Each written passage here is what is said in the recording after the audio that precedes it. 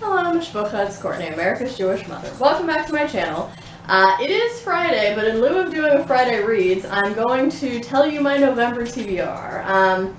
Because it's pretty close to the end of the month, and I have a few books I'm trying to wrap up before the end of the month, and I'll talk about those in my October wrap-up and rankings, which should go up sometime in the early part of November. So, a TBR. So there are several events that take place in November. There's Indig-a-thon, I am reading a book for that. There's Nonfiction November, I'll be reading some books for that. And then Lindsay of Lindsay's Book Life also came up with an event called Not Yet Read November, where you read things that had previously been on your TBR that you hadn't gotten around to yet. So I'm going to be taking part in all of those. But before I get to the new books that I'm hoping to start or finish in the month of November, a couple of carryovers. So first of all, as of today, as I'm filming this, Friday, October 29th, I have a little over 100 pages left in the Essential Writings of Waldo Emerson. So I am going to finish this in November. I'm so excited. So that'll be carried over and will certainly be finished in November. I will also be carrying over John Boyne's A Ladder to the Sky. I have enjoyed this so far, but I have not made as much progress on it as I would like. So we'll be finishing it in November. Also, I may or may not decide to reread Octavia Butler's Kindred, because my students in African American literature are starting this next week, and I feel like I kind of need to reread it because it's been a little while since I read it.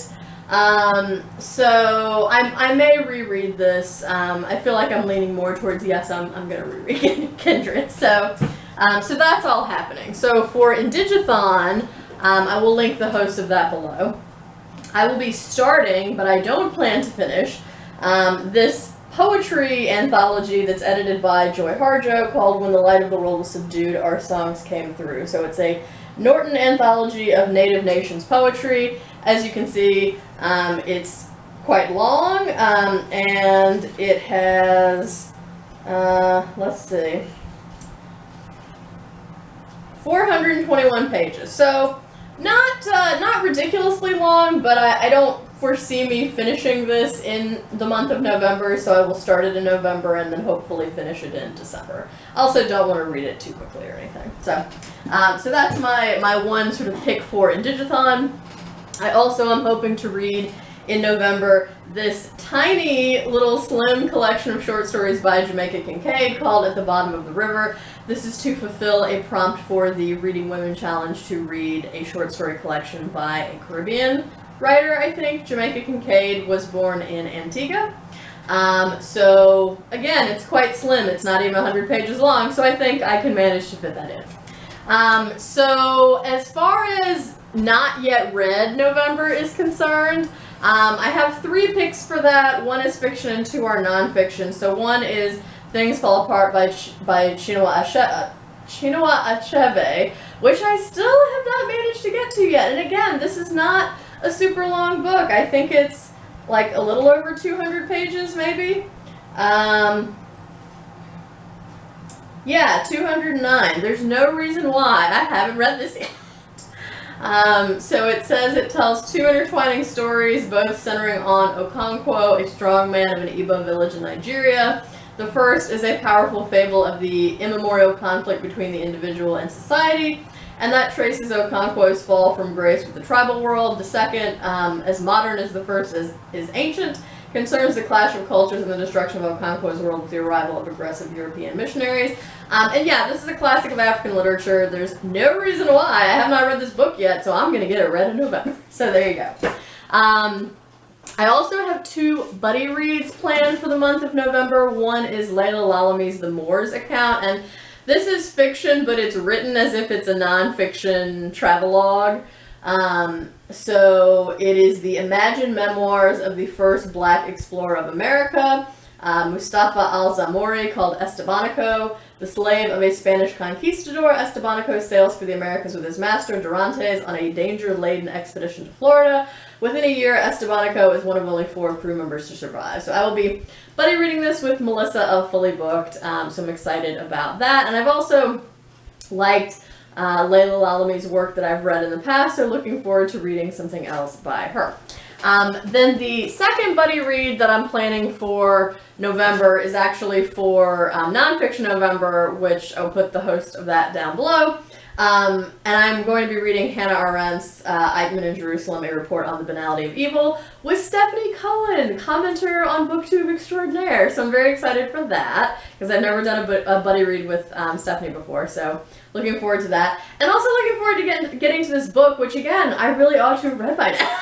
So, yeah, so this is a series of articles that Hannah Arendt published in The New Yorker in 1963 during the Eichmann trial, where she famously talks about this idea that evil is banal, rather than, you know, something exciting or extraordinary or unusual.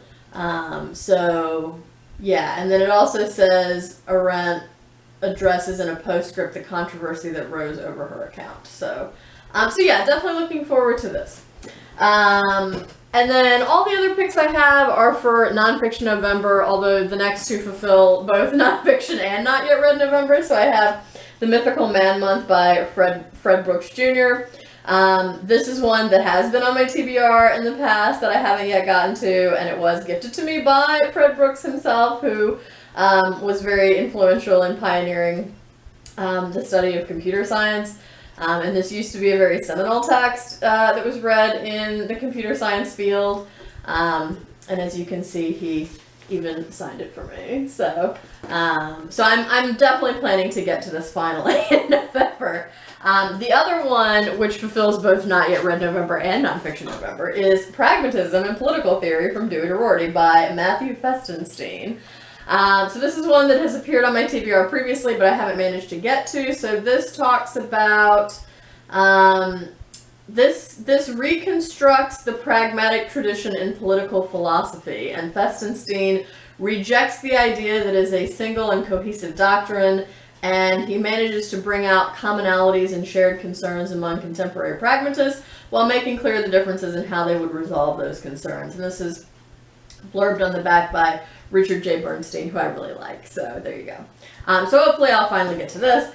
And then last but not least, for Nonfiction November, I would like to get to this biography of Meryl Streep by Michael Schulman called Her Again, Becoming Meryl Streep.